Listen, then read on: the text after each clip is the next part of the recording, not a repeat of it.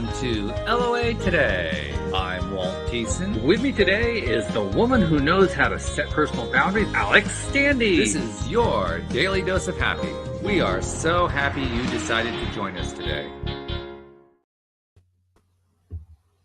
Are happy. We're also, this is kind of like a transition point. This is like the end of an era because I hadn't really announced it before today. I'm letting listeners know that I've been doing this podcast now 5 days a week for the past 5-6 years, something like that.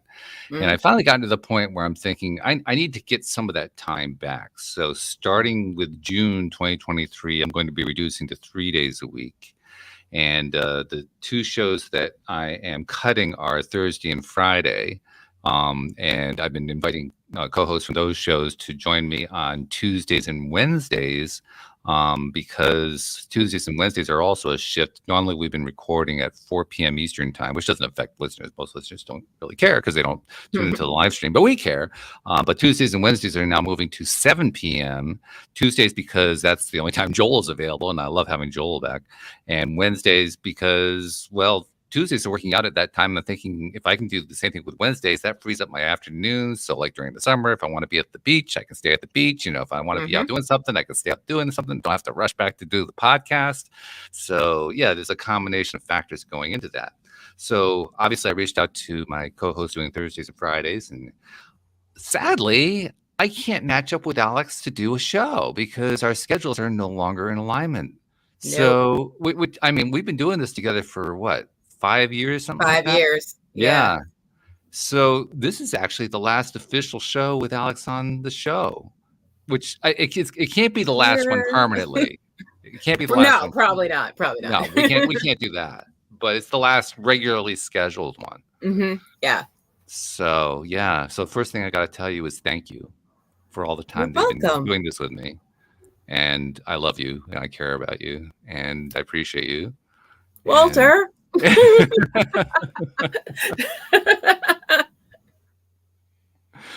It's been quite a journey. I mean, and a lot of it has been your own journey too, because you've been through so much, particularly in the last few years. True story. Yeah, but even your story has brought value to the podcast. I mean, it's that's just true. It is. It's amazing. It's amazing. Plus, I'm going to really miss seeing your purple hair every week. I mean, it's just wow. I look forward to that. That's part of the Alex image, you know. I'll text them to you every time I change them. Oh, okay, yeah. It's the Alex brand. That's what it is. So yeah, but again, thank you so much for all the episodes you've been doing with me because I've loved every single one of them. Really. I've loved every single one too. Yeah. And we have a special guest joining us on a topic, actually, that probably you're going to find a lot of interest in, Alex. His name is Chris Glatis. Glatis, yes. And Chris is a filmmaker, but he's also Glatis. Oh, I'm sorry. Did I pronounce it wrong? It's long. Okay. So Chris Glatis. Chris is a filmmaker, but he also has a history of dealing with anxiety issues. And he's written a book on the topic called When Your Mind Screams, which is a good title. It's evocative. You can tell it is. A filmmaker wrote that title, right? You can tell. True. Actually, a fellow filmmaker recommended that title, and I was like, I didn't like it. And then lo and behold, here we are. That's the power of groupthink, right? When you have multiple contributions to the project. Yeah, really good. So anyway, Chris, welcome to the program. Thank you for joining us today from not so sunny Los Angeles, because as you were telling us before we got going, you got a lot of cloud cover going on right now. But welcome, and tell us a little bit more about how you got into this project in the first place. Sure. Well, I feel honored to be on one of the last scheduled podcasts with Alex. So I get the last one that's scheduled with her. So that's fantastic. And congratulations, man. That's a lot of work. 5 days a week that's a lot of podcasting and a lot of editing. And so kudos to you. And the subject matter is fantastic. Obviously you're helping people. I was struggling heavily with anxiety for, I don't know, since my late teens, kind of like when I went into going from high school to college, it really ramped up because there was kind of like, I think there was some separation anxiety. There's all kinds of things. I didn't know what I was going to do with my life. There was all kinds of various things going on in my life. And back then, there really wasn't any books that were written by individuals who struggled with anxiety. Nowadays, you have podcasts and you have self-publishing, and all these people are bringing their beautiful, heartfelt stories of struggle and pushing the boulder up the hill and accomplishments and that they've had, going through their struggles. And it's, that just didn't exist back then. So a lot of the stuff that I read initially was all clinical, like it's the amygdala and this is what it does in your head. And that's all great. And having that knowledge is fantastic. But how do I navigate life? Like I can't pull out the amygdala and, right. So probably pre-COVID, I would say 5-6 years ago, I went through a really dark time, and it was interesting. I don't know if you guys have ever dealt with this, but like kind of everything's going great in the outside world, but you feel like, crap, or you just don't like something's missing. Like why I have all this external, but like, I'm not feeling good inside. And it was really brought me to my knees. And so I started journaling, and I would journal, like I do like a 5-minute journal, or do morning pages. I don't know if you're familiar with that. Julia Cameron's book, The Artist's Way. It's like you basically write 3 8x11 just free form writing, and you don't edit anything. And it's kind of like cleaning the windshield. It's like the windshield wipers of your mind every morning. And I used to do that. But I started to write this, and I started to look at what I was writing. I go, could this be a blog? Could this be like, what could I do with this? Because I'd like to, what started out as a personal kind of journey turned into like, I want to help people. I want people to know that there's nothing wrong with them. They're not broken. And spoken from someone who's been through the trenches. And so that's really what inspired, I'd written screenplays for years. I was a storyteller. So I felt like it would be fairly, I thought it would be easy. And it was probably some of the hardest writing I've ever done in my life. So, so that's how it started, and that's how it came to fruition. I love 2 points, especially that you made toward the end there. It's the hardest thing you ever did to write this stuff. And I'm certain it's because most often, I mean, anybody who writes has written from their own experience. That's just part of being a writer. But when you're writing from the harshest part of your experience, you're exposing that to the world. That's the hard part. Like, oh my God, what parts of this can I actually tell? Yeah, I still do feel a little naked, like putting that out there. Like anyone can just get a glimpse into my life. And interesting you brought that up, or reminded me what I said, is that, when I have an interesting relationship with my wife and my creative projects. Like it's one area that we don't really connect. And I don't know if it's because some of the stuff I used to write was very dark. It was probably upsetting to her. Totally understand. But when I wrote this book, I was like, this is just my truth. This is what I've been through. And she had a strong reaction to it, like a strong, and not necessarily in a positive way.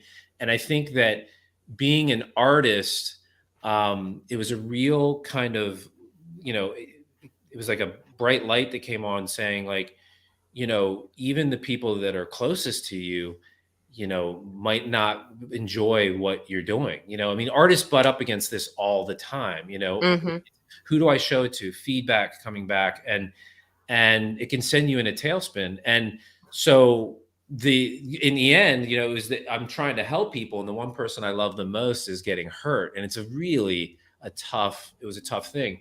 I think she's shifted a little bit. But what I know is it is my truth, and it's my honest journey, and I can't really do anything. Once I put it out, I put it out. I can't really turn the knobs of the universe to go in my favor.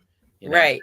And so, so there was the putting it out there and worried about what people were going to think. And then there's also just the process of writing all this was just such a chore. It was really, I did have, a developmental editor help me, which I love. I was like, I wish they had these people for screenwriters. Like they hold your hand all the way through and tell you straight up, that's cliche. That needs to go. That doesn't work. Oh, I've heard that a million times, so, but it was hard. It was hard. Yeah, and like you say, it's very vulnerable. That's a word that would definitely associate with it. Yeah. I mean, Alex, I know some of this is resonating with you, so I'm not even going to do my next question yet. I'm going to go to you. What's your take so far? I was reacting to the fact that he said that his wife had a strong reaction because that's the reason when I was doing comedy that I wouldn't like rehearse my jokes with my family or close friends. I would be like, nah, y'all just gonna have to pay to come see me because I don't want any feedback that's like too close to home, because if my feelings get hurt, now I feel that certain type of way about that person. So you got to learn how to separate. So that's why I feel like outsourcing and using what do they call those things when people come in and test out your product? Is it just a product tester? No. Are you saying like, because they do have people that test like the taste of foods, and I mean you can like no, I mean like people who like are about to watch a new TV show and they're like, oh yeah, it's like a test audience. I've been yes, test group. Thank you, test group. That's yeah, that's a good idea. That's Alex, I want to ask you a question. Do you feel that well, first off, I want to say that my wife's brilliant and she's got a lot of great ideas, and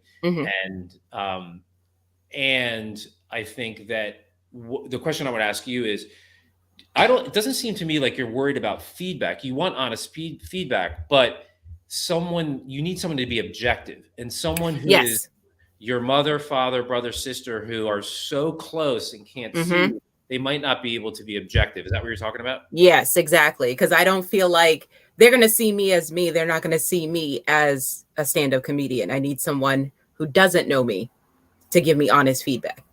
Yeah, and people get scared. Like people, I've been on the part who's been anxious and worried about like if I read something because there's so many things that are going on there. Like for a creative, it could be like someone else is doing something you want to do, like and like so there's a weird like it's usually subconscious, but there's a I know I've talked to other artists too, just to get clarity, just to say I'm not going crazy, that I asked one very prominent author and I was like, do you show stuff to your significant other? Because I think he's got he's married. And he wrote back in big bold letters, absolutely not. He goes, when I am done with it and I feel happy with it, I will show it at that point. Yeah, exactly. And everyone's different. Some people I know, they get great feedback from their significant others. And but it can be a very tricky territory to navigate. Yeah. And for a number of reasons, I would think. I mean, you've identified a few of them. I wrote a fiction book, and I also edited another book, and I ran both of them by my wife. And the hardest part was getting her to give me an opinion. Just she wasn't used to doing that. That wasn't like her field of expertise, Right. So like, well, the answers were like, I don't know what to tell you. Yeah. I mean, look, there's the other kind of like when things kind of turn in on themselves, it's almost like writing the book was brought up. I even write about it in real time in the book. Like I'm anxious about this chapter because what I'm writing about. So the process of writing the book allowed me to work through some of my anxieties, right? So it's because it's like every day you're showing up, you're working these same muscles. And the only other thing I'll say is I did have my mother and my sister in there as well. And I was very, very, honest, truthful, and pretty raw about my experience growing up and how I was affected by their behaviors. And I didn't take anything, I didn't make anything up. I didn't it was just the truth. So I was a little worried about that. And ironically, my sister, who went through a very troubling period of time in her life with mental illness, and when I published the book, and she made this massive turnaround right during that time. And I'm like, oh my God, she's gonna read this stuff and she's gonna think, because there's no kind of resolution to my sister's story in the book. And so that was very tough for me, because I'm like, oh my God, she's made this massive change in her life. We're actually, with each other like brother and sister now, which is beautiful. We still have our speed bumps, but I told her, I go, look, if I ever do another book or a revision of this book, I'm going to put in there your story, because I never thought she would come out of that tailspin. So the worry about how others that are important to you in your life are going to be affected, especially if they're in the book, like if you're talking about. That's true. Yeah. And Alex, you also went through your own version of anxiety. You've been through that actually, I think, on a couple different occasions. What did this bring to your mind about that? I probably went through the deepest of anxiety that you can go through. I went straight from being a stand-up comedian, being social, going clubbing every night, to straight up agoraphobia and just not even leaving the house, not doing anything.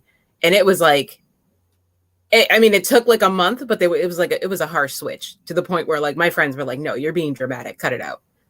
And 10 years later, it was not dramatic. Yeah. It's scary. But I've come a long way. Lots of therapy, lots of medication, lots of good support system. That's amazing. I mean, that, you have to figure out what works for you. I think that the other thing, when I wrote this book, I feel that it's probably for people who have tried other things. It's not, it might not be something someone would read straight off. They're suffering anxiety. Although I do believe anyone, like you said, you asked Alex if she's had some anxiety. I'm like, who doesn't have anxiety? Like, I'm like, right? Especially after COVID, it's like, we've been boxed away. I think there's going to be a lot of PTSD coming down the road, where people are having these reverberations of COVID and not seeing people's faces and being crammed into, boxes. But it's what I do try to do is simplify the process after trial and error of a lot of failure, what really worked for me. And everyone has their own, you pick your tools and everyone has their own way. And I want people to be clear about that, to understand that. But it's also that I think the biggest problem is that, people don't talk about it. They're scared to, especially men. And I keep hearing that, like, oh, this book's going to be so good for men. And maybe because I'm a man and I'm speaking about it, I think I always saw it as a weakness when I was younger. I didn't talk about it, and not talking about it just exacerbated the thing that I was trying to heal. Right. And so, not being broken. And I think also, like, I don't know if you've dealt with this, Alex, but there's a kind of, with anxiety sufferers, I think that there's an overcomplication of everything. And like, I think for me, when I overcomplicate things, it gives me that little hit of anxiety. Now just stay with me here. So I'm so used to anxiety, when I don't feel it, I start to feel anxiety. Yeah. So I have to, there's sneaky ways that I'll drink a cup of coffee that I usually don't do, because it gets me edgy. And I'm like, why am I doing this? Like I still have anxiety nowadays. It's not as bad as it used to be. So you got to be very careful. The overcomplication of things, these sneaky little ways that you could exacerbate anxiety. And if you can simplify it and come up with like a handful of things that really work for you, which I cover in the book, which I think the way I got to those things were doing a zillion things and then trying to figure out where is the overlap in all of these. Where is everyone saying so? And one of them is breath. One of them is breath work. I mean, that sounds like a word nowadays, but it is crucial, I think, as a number one step. And so, yeah, but people have to find their way. And it sounds like you're doing amazing now, which is awesome. And it's just really scary. It's really scary when it first starts. You don't know where to turn.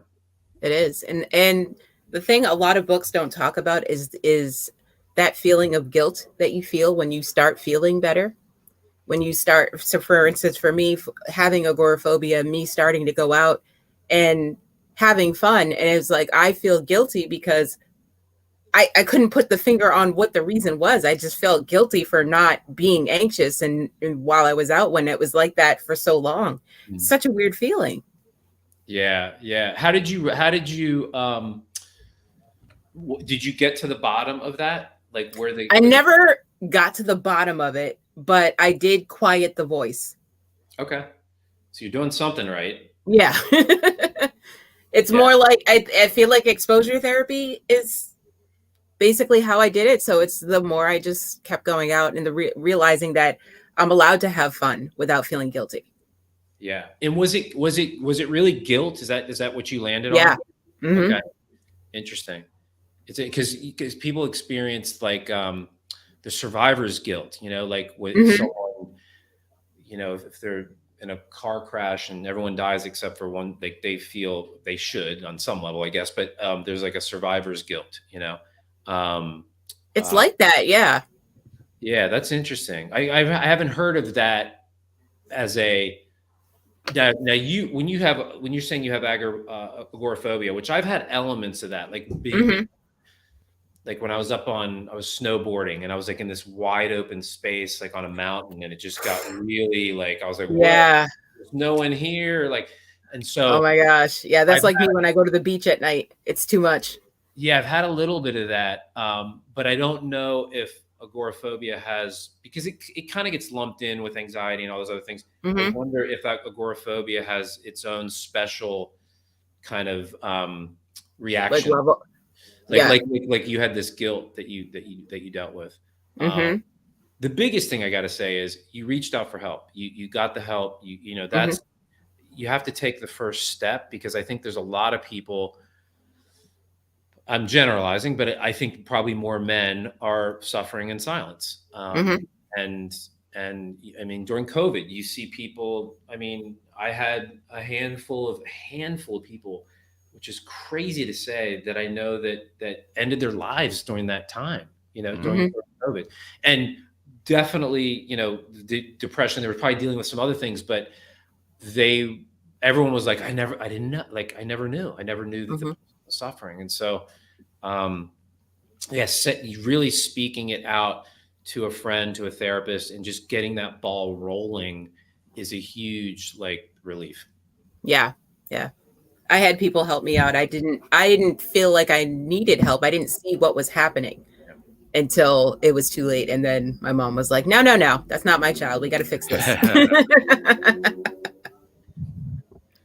But so now I'm all the way on the other side of it, where I'm helping the people that are having anxiety. Oh, so that's wonderful. Pay it forward. Yes, exactly. Is it as rewarding as it sounds? It is very rewarding. I just saved someone's life the other day. As a matter of fact, they were going through it. It's really bad breakup, 14 years. And then boom, Dear John letter, restraining order. And they were really going through it. And I was like, I promise you, this feeling is temporary. I guarantee you're going to get through this. And then I was like, please, it's been 2 weeks. Take a shower. Yeah, I guarantee you'll feel a little bit better. Take a shower.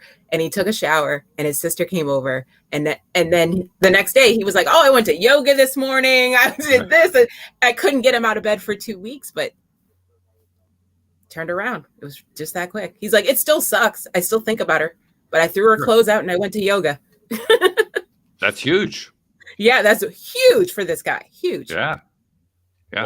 One I call in the book, I have a chapter called Newborn Steps. You always hear about baby steps, and to me, newborn steps is even smaller, right? It's taking those tiny steps for whatever it is every day. And you can use that in every area of your life, not just working on anxiety, but it adds up. It adds up over time, I can get out of a comfort zone a little bit. I can go a little bit further and further outside of the comfort zone. And I mean, if you would have told me, I don't know, a year or two ago, but all these podcasts and talking in front of people, and this is different than memorizing something and standing on a stage, but it's still confronting. So you want to show up, and you want to be your best self, and you want to be able to transmit what you think may help, Right. Yeah. One thing I'm interested in, Chris, is you guys you guys were detailing so beautifully what it's like to be in the midst of it, that's why I was happy to shut up for a while there.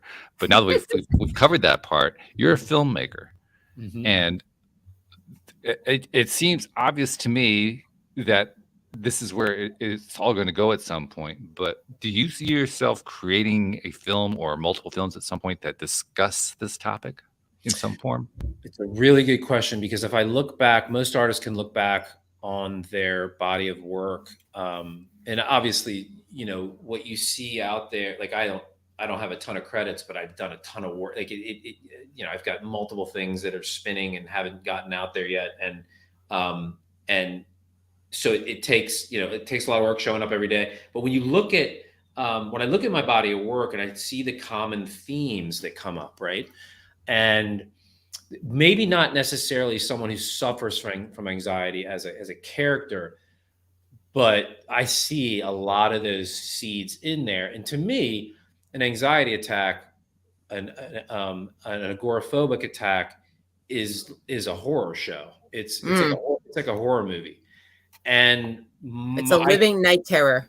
yeah, I tend to lean towards psychological thrillers, horror, not like the smart horror that's come out recently, not the jump scare stuff. I'm not interested in that, but like the really kind of grounded, smart horror, because those things are so ingrained in me and what I dealt with. And when you think you're going to die on a regular basis, that's going to come out in your work. I mean, there's no ifs, ands, or buts. To answer your question more specifically, I think that, can I put like someone who suffers from anxiety or into a different sort of package creatively? I'd love to do that. I don't know what exactly that looks like. I did have a couple of ideas where, I saw like, and I do write about this in the book, where people with mental illness, what if we did a reframe and said, maybe they have a superpower and not an illness. Maybe they're so in touch with nature and humans that it's overload and they can't hold that, and it causes visions. There's a brilliant movie called Crazy Wise. I don't know if you've heard of it, but it was done. It was a documentary done about how mental illness is treated throughout the world. And the U.S. is really the only place that I think they're getting better, but there's a real stigma around it. There's a real let's perpetuate this by getting people. I want to be careful how I say this. I do think medications are amazing for some people, and I saw that in my sister. I think that if you're not doing any work underneath, when you come off medications, it's all just going to come roaring back. That happened to me. Right. But I think there is a little bit of a they want to perpetuate, like, want people on medication, you're broken, take this pill. And that doesn't happen over in other areas. In other areas of the world, like some of these tribes, I think it was, I could be wrong, but I think it might have been in Africa, where the way they treated mental illness was like, they put these people up on a pedestal. They're like, they can see things we don't see. So getting back to your question, could I incorporate some sort of sufferer that actually sees himself as someone who has a superpower, and how that superpower, can how he can use that to help others, like almost like a Batman, but coming in and like, helping people with their emotional states, so it's very early, just kind of rolling around my head. But yeah, I think I do want to incorporate more of that. And as my wife would say, more heart into it as well. Because I think that I had a lot of anger about suffering. I had a lot of anger about the people that weren't there for me. My parents weren't there for me emotionally. That anger and velocity that came out of me into my work was intense, so. It makes total sense to me that it would actually come out one way or another. So I really was expecting an answer that would suggest that. I was just kind of curious to know how it was coming out. And you gave us a beautiful, detailed answer on that. So thank you for that. Something else you touched upon cued another question in my mind. You mentioned a couple times your sister, and both you and she have gone through issues related to mental health and so forth. I'm going to guess there may be others in the family going through similar stuff. I'm curious to know what your take is on this. There are a couple schools of thought about how situations like this can show up in multiple people. One is, you can kind of generically describe it as the environmental approach, that you people in the same environment, they're going to have similar kinds of responses. So that would account for say family members having a similar kind of thing. And you mentioned your parents, so perhaps your parents having a similar kind of impact on each of the children. But there's also another viewpoint that I'll label as the epigenetic viewpoint, for lack of a better term. I'm not sure it's a totally accurate description, but I'll just describe it that way. And it would be where these kinds of phenomena show up in multiple people in ways that we can't easily pin down, but it's apparent there's some sort of connection going on. And the epigenetic idea is, epigenetic goes beyond genetics, it goes beyond DNA, and it's kind of a theory that is in the process of evolving right now to suggest that while there are certain things that go on with humans that we cannot pin down to a genetic structure, we can notice that there seems to be sort of a transmission going on between humans that we can't quite figure out how it's getting from human A to human B. That's what I mean by the epigenetic side of it. Mm-hmm. You can look at it. Scientists have looked at it in terms of different species of monkeys, for instance, who are able to different clans of monkeys in different parts of the planet having the same kind of experience at the same time on a very similar kind of trigger, and it can even be on the same trigger, a trigger happening in one part of the world that affects a monkey or in the other part of the world, that kind of thing. So there's lots of studies along that line. I'm curious to know, this is a broad setup, obviously, but I'm kind of curious to know, do you have any sense from your own experience that you might have had something that goes beyond the environmental similarity with other people? I mean, you described how your sister had stuff going on, so I can certainly see that as being an environmental similarity going on. But have you also noticed other kinds of connections that you can't really easily pin down to, well, we had the same parents or the same school or we had the same influences? Have you seen that? Yeah, I mean, it kind of goes to that nurture nature conversation. Mm-hmm. I think you also mentioned something that was almost like the butterfly effect, Yeah. Where for my own, I'll start with my own experience. For my own experience, what I've noticed is, man, was I in denial, mm-hmm. of my upbringing. And, looking at, like, just going through what I've been through, even, nowadays, I mean, another thing I say in the book is that I don't think it 100% goes away. I mean, I think you hear people say, yeah, one day it just, all of a sudden the anxiety was gone. I think that's more of a rarity than that happened. That it's not. I don't think it's that common. Again, that's just my experience. But I really realized that the trauma that I went through, which is developmental, which is really the earliest stage, that's like 0 to 4.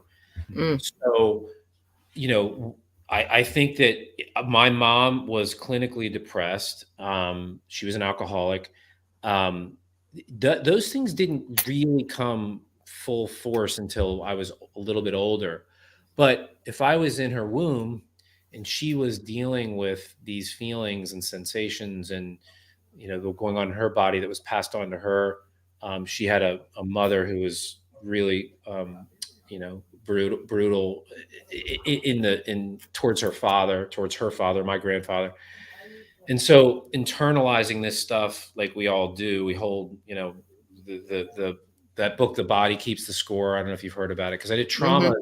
Trauma is now becoming also a big buzzword because for many reasons, but I think that, and trauma can be sexual abuse, like overt sexual abuse, physical abuse, horrible abuse, but it could also be a simple look that your mother gave you when you were younger, that every time you see that look, you're back in your little kid, And mm-hmm. So when I started to look into how these things are passed on and, trauma from You know, they say 7 generations, I think it lasts, you know, 6 or 7 generations, it can be passed along, you know, this Oh, sort of, wow.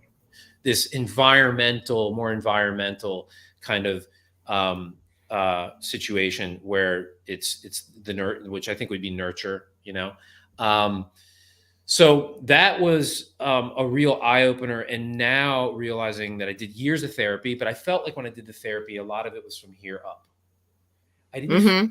I felt disconnected from my body, but when I do these sessions now, I'm like, holy s, like feeling how when I really tune into my body, feel how like tight my chest is or whatever, and the issues are in the tissues. I mean, that's another thing that people say. And Mm. so I'm a true believer of that. Now, with that said, I think there's also genetic. I think there's the way we are wired also has a big impact. Like my sister, she was very outspoken when she was younger. She had the straight A's, you know, perfectionist, where I was kind of like partying and having fun. And then we went like this, like she went into drugs and mental illness. And I kind of became the higher, you know, high achiever and, you know, want to do this and be a filmmaker and all these different things, businessman. And so we had the same environment. She was a little older than me. We had the same environment, and we have similar issues, but we also have very different ones, you know? Mm-hmm. So it's a tough one. I think it's a little of both, and everyone's different too. I mean, I think everyone is different. But I'm a really firm believer of developmental trauma. And then I think you might have been alluding to, there is this generational stuff that's kind of osmosed through the years. That's why you hear like my grandfather, you know, my father was an alcoholic, my grandfather was an alcoholic. It just goes, and you, I can tell, and Alex, you know, we stood up and said, this is going to end with us. Mm-hmm. I don't have kids. I think one of the reasons why I got furry kids, but one of the reasons why I don't think me and my wife had kids is because, you know, my wife has her, you know, stuff as well. And it was like, we were almost worried, like, to pass this stuff on, you know? Oh, same. Just subconsciously and not knowing. And, you know, I'm already so like, again, a perfectionist. So like to be like every second worried about like my kid, like that's not going to have a good effect on them as well. Mm-hmm. It's almost like an anxious thing, you know? So I don't know if that answers your question, but I believe there's all sorts of stuff that's, you know, there's a collective trauma that happened during COVID, right? Like it's all that energy, like was just of people. I think people realized a lot of stuff about themselves that they didn't know during COVID, right? Mm. And some people probably like, oh, like I'm actually an alcoholic. I didn't realize that until I was boxed in a house and I'm drinking a bottle of wine every night. So that collective trauma too, I think, permeates and can be insidious. So that was a long way to get there, but Okay, no, that was fine. That's why I like the open-ended question, because it leads to all kinds of interesting open-ended answers. That's one of my favorite things. So another question that I want to follow up with, I think a large portion of what you were trying to do with your book was to share what had succeeded for you with others so that they could have the same benefit. That's a very common thing. People who go through trauma and then they want to, you know, they figured out what worked for them. And they want to share it with the world. It's like, oh God, other people got to know about this. And that's fabulous. That's a terrific thing. I'm also curious to know though, to what degree do you believe that your own growth is what got you through to the point where you were no longer as much affected by the stuff that was bothering you before? Are you asking if it like the growth over all these years? Just repeat that again. Just to what degree do you believe that the growing that you have done has had sort of an inverse impact on the anxieties you were experiencing? Because I get the very strong impression that it's true for you. It's almost always true for every story that I hear here on the show, that the more that someone develops their own ability to identify their own issues, work through their issues, get past them, develop their skill sets, find their superpowers, all that kind of stuff. The degree to which they do that is inversely related to the power of the thing that they're trying to overcome. So as they get stronger, the power of the thing they're trying to overcome gets weaker. And Yeah, weakens and no. weakens and weakens and weakens and weakens. Yeah, no, I totally believe that. I mean, I think that writing the book in itself, I try to frame my, what is my metric of success for the book? Well, I can say New York Times bestseller, that's probably going to end up in disappointment, at least, initially, right? But I can say that writing the book was the success, right? Mm. Like, Mm-hmm.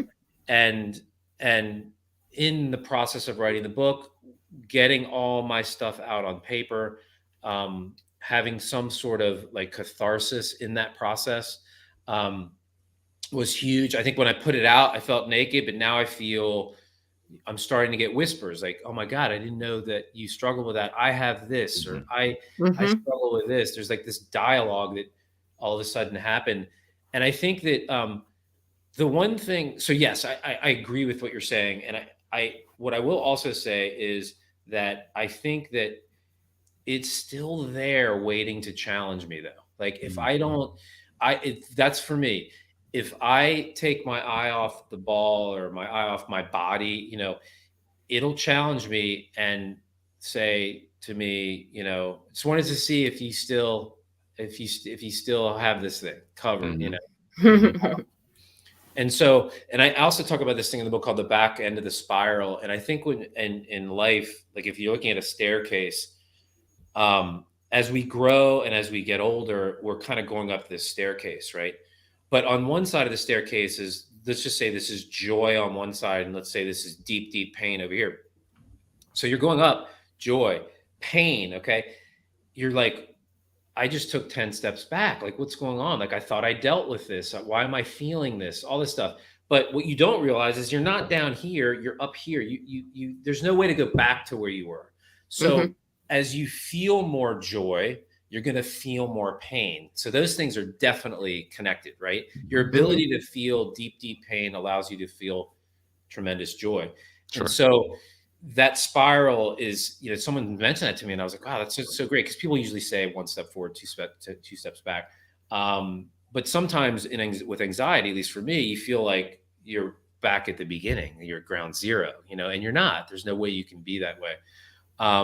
So I think the book, I think continuing some sort of, daily practice I have that I think is important for everyone, whether it's 5 minutes or 2 hours. As Alex mentioned, therapy is amazing. For me, it was up to a point because I got to a point where I felt like I was using it as a crutch. Like I was just going in there saying the same thing over and over again, and kind of like almost like cementing it, instead of moving through it. So all those things have helped, the growth and to lessen the anxiety. And I think as I'm going through these moments where I'm trying to feel more joy and feel more pleasure, there's going to be the other side of that. If I want that, I'm going to have that as well, right? I'm going to have the uncomfortable feelings. And that's a big tenet of the book is that, I don't know how, like when you went through therapy, Alex, if like what type of therapy you did, but it's like the leaning into these uncomfortable feelings. I think I'm trying to remember the sentence I wrote. It was the ability to sit, feel, and dance with the most uncomfortable feelings in your body. If you can do that on a regular basis and not in a way, you don't want to re-traumatize yourself. Obviously, Right. there's times where you have to back out, but Mm-hmm. there's times when you need to push forward, right? Mm-hmm. And pushing forward is going to take you to the next, it's going to make you grow. So there's all those kind of things that are, I'm trying to keep all those plates spinning and making sure that, one other thing I'll say is that it's a big one for me is being kind to myself. It's so hard. It's so hard for me because I'll be like, oh, you didn't do this, you didn't do that. Like it's just ticker tape running in my head, just beating myself up. And that creates anxiety. Mm-hmm. It creates a lot of anxiety. So compassion and self-love, are really important. Alex has got a very thoughtful look on her face, so I'm going to follow up with her. Do I? You do. You really do. Yeah. Or she's just bored.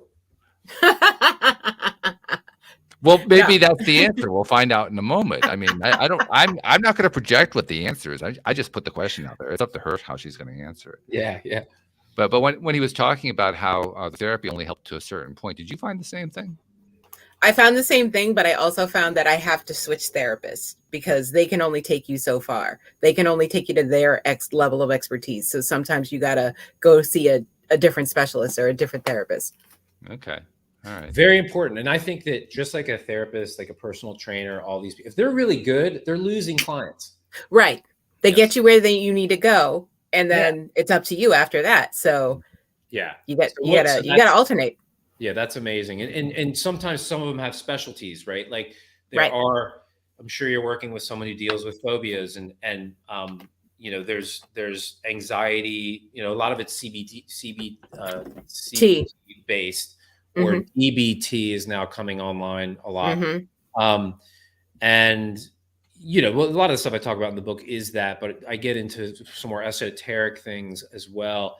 And, you know, when I told myself or someone told me, hey man, just sit with those feelings and they'll ebb and flow like a wave. Like it'll get to a point where you feel it's so uncomfortable, but then it breaks, you know, and it took me a long time to buy into that because it's so uncomfortable, you know. You know how you get through that? How do you get through that? Remind yourself when you're in that emotional state that sometimes self-care is crying through it. Yeah. And you got to do it to grow. So yeah, that makes sense. And again, there's that line, you know, there's that, you know, I might need to reach out to someone, or I might need someone to guide me through a process, or, you know, a therapist, you know, and I think, and you can set boundaries with your therapist too. You can say, look, this is what I'm looking at. I don't want to, you know, again, I think for me, it was like the talking just got a little bit old for me. And I was like, I need to, because it kept me external for me. I needed to go more internal and figure out what was going on in here, you know? One of the most interesting things that I discovered along the way, and I'm curious to see if you've had a similar experience, is that when I first really decided to do what you described, sitting down and just allowing myself to feel that negative feeling or whatever it might be, I was advised at one point to keep feeling it until I didn't feel it anymore. And when they said that to me, I thought that was crazy. Why would I want to do that? That could last years.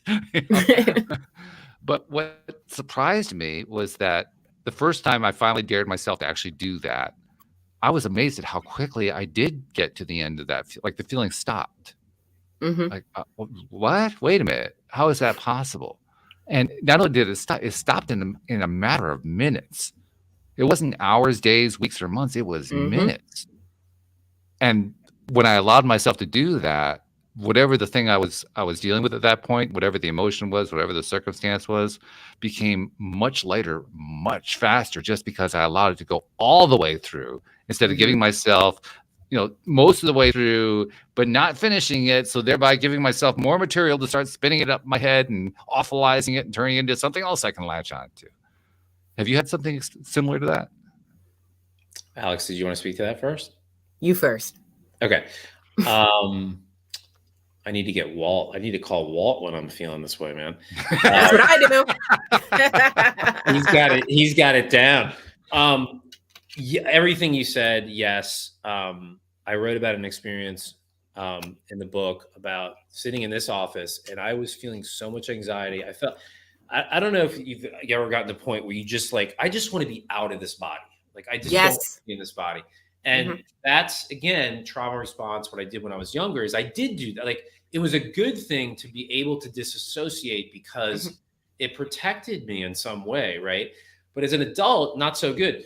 And so I wonderful woman that I'm friends with, I talked to her. She's done a lot of work on herself, and she walked me through this kind of just sitting with it. And I sat in this chair over there, and I just started doing some breath work. And lo and behold, like, I don't know, it was probably about 10, 15 minutes in, because I was like, I can't sit with this any longer. It was like, it just literally just evaporated, and I went into like joy. Like I literally I did a 180-degree turn. Mm-hmm. And like I said before, I could only sit with that for so long because I was like, why is this happening? I know I don't feel joy like this, like that quick, and started to feel anxiety about it. And then I quashed joy. I think I might have just got up at some point. I'm like, like this is feeling too good. I better get up or whatever. So there is, I think, science can tell us that feelings and emotions would only last 30 seconds to, I'm probably bastard. I don't know who said this, but I know that I've heard it, and it's a scientific, fact, is that emotions and feelings, if we didn't go into our head and start to analyze what those things were and why they were there and yada, yada, yada, they would be gone in like 30 seconds, like a minute. It's us. Why is this happening? And getting on that train that keeps it alive. Right. And so it's, I've been really noticing this with myself, is that if I'm stressed or whatever, how I'll either talk a lot, or hopefully not doing it on this show, but or well, that's part of being on the show. You're supposed to talk a lot. Yeah, exactly. Or too much. I'll tend to run to the head, because I'm running to the head to try to figure out how to fix it, right? Instead of staying in the body, feeling that uncomfortable feeling. And what you did is you literally, it sounds like you released something that was in your system that was causing this pain, because you, like you said, when it's happened since, it's not as bad. And that's the whole thing. If we can release it in our body, then we won't probably have those feelings or mind chatter anymore. And I didn't write a lot about I wrote about my trauma, a couple experiences in my book, but I feel like getting the knowledge first and having some kind of CBT-ish tools I think that's jumping into the deep pond, and some people can do that, but I think some people will be like, I need to talk about this. I'm sitting here waiting for something to happen.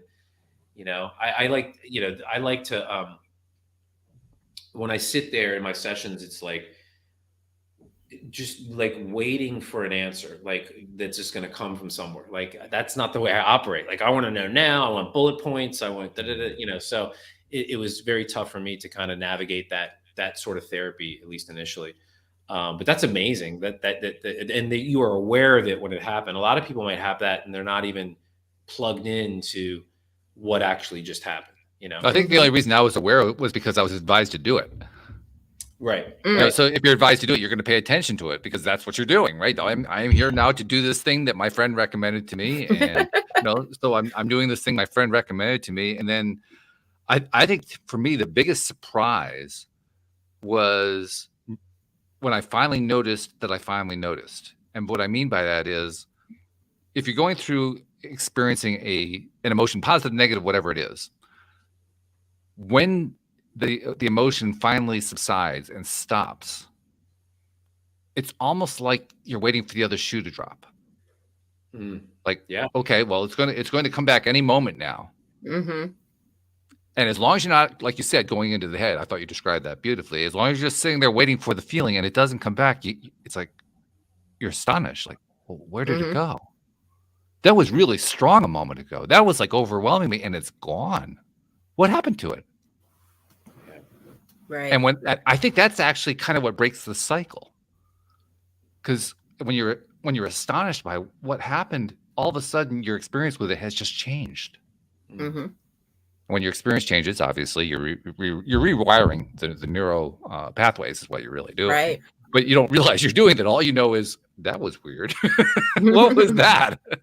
Yeah. And, we haven't talked a lot about law of attraction today, but it's my understanding that when you are in those high states of emotion, whether it is pain or joy, whatever you're telling yourself in those moments gets plugged in, like Yes. it gets Yep. stronger. Right. So we're feeling like crap. We're talking a bunch of crap, and we're just putting that further and further into our system. You Yep. know, is that Mhm. right? Well, Yep. that's the inverse side of it. Right. Whereas Right. That's what I'm saying. Yeah. Exactly. yeah, whereas if I don't do that and I just kind of let it play itself out, that's when it becomes astonishing. Because I'm used to the one you just described. That's the one I do all the time. That's Right. familiar. You know, that's Right. like every day. Like, hey, what's the big deal? Give me another cup of coffee. I'm already on that one. Right. But when you get the different result, because you let it play itself out, it's almost like it's a gentle shock to the system because it's a different result. Mhm. Yeah. Yeah. Yeah. Yeah. No, it's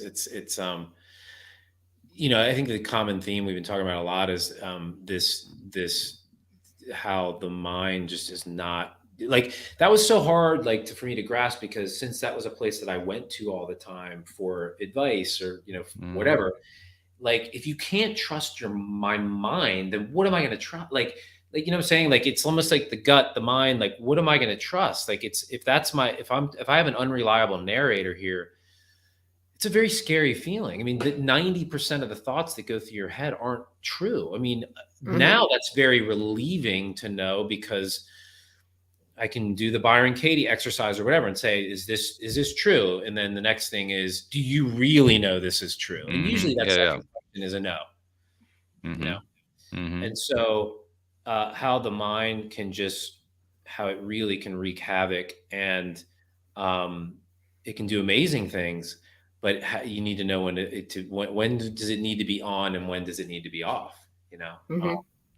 I think it's something else that comes out of what I was describing a moment ago, because when you engage in that behavior of just letting it play it out and you don't judge it, you don't do anything, you just let it play until it's done, you end up not only reprogramming your mind to start thinking about things differently and experience things differently, but you also end up reprogramming your mind with different levels of expectation.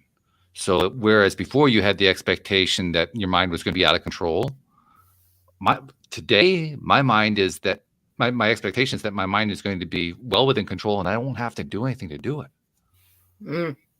That's a very, very different expectation, and it has, you know, for the reasons you gave, law of attraction and otherwise, it has very different results that come out of it. Yeah, and you sat with it, you saw the completion. You're like, if I did that once, I can do it again with any other emotion that comes up that's too intense for me. You proved to yourself that you could do it, and then that just piggybacks. Exactly. Yeah. And the more that you piggyback it, the more that it becomes the norm. That's really what you're trying to do. You're trying to create a new norm for yourself. And once you do create that new norm, there's a tremendous amount of peace that comes with it. Yeah. Yeah. Absolutely. Absolutely. Yeah. This has been great. This has been a really good conversation. We need to get a couple pieces of information from you, Chris, before we part company. Sure. First and foremost, somebody who wants to find the book. The book is called When Your Mind Screams. I presume that's where is that found? Where do they find the book? You can find it everywhere. I mean, you know, everywhere where books are sold. But I mean, I think that all the biggies, Barnes and Noble. I think actually you can probably get you can go to an actual Barnes and Noble. But the easy ones are Amazon, Barnes and Noble online. I think iBooks or, you know, Apple Books. And you can also, if you go to my website, ChristopherGlatis.com, it'll funnel you into all those places. I think the book, I think it sends you right to Amazon. Amazon's really the easiest one. And anything that I'm going to be doing will be coming up on my website. And yeah. And then also, I think all my social media, I'm just getting into that now. Like, it's something that I was like, no, I don't want to do social media. I felt like it was a little bit of a time suck, but I'm trying to find how it works organically for me. So I obviously have, you know, Instagram, Twitter, and all those. They can find those from my main website. And do you look for people to maybe not look for? Are you open to people reaching out to you and connecting with you personally to share ideas and learn things and stories and all that kind of stuff? Absolutely, yeah. There's a little form on the website where they can reach out with anything. We talk about anxiety, talk about films, you know, anything. All right, very good.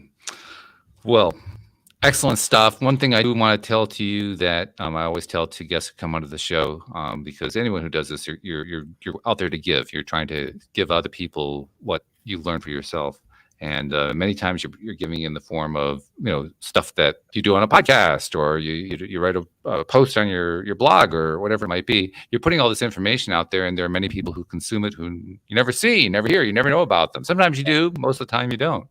I think it's important to recognize that. So on behalf of those people you've never met and that you've never seen, thank you for what you've been putting out there. And what you continue to do is making a difference in this world in that way. So thank you for that. Yeah, I really appreciate it. Thanks so much. I mean, really, the book was twofold. It was a cathartic for me, as also to help people. And I think it's just, if I could, one thing I would say is that it doesn't, those key things that I said earlier on, like you're not alone. It's actually very normal. You're a sensitive human being. And there are tools and very simple things you can do to regulate your emotions or anxiety very quickly. And don't be afraid to talk about it. I mean, that's keeping it bottled up creates anxiety. So I'm talking to myself when I say that. Not to mention a few hundred other people at the same time. So yeah, good stuff. Right. And then finally, thank you, Alex, because you've been helping so many people in so many different ways here on the show for all these years. And thanks. You have been making your contribution to people you've never met, you've never seen. So thank you for that. And thank you for all this great time. I can't wait for the next time we get to have you back on a show. I know, right? Yeah, it's going to be good stuff. So thank you much. Thank you to our podcast listeners everywhere. We'll see you all next time here on LOA Today. Goodbye, everybody.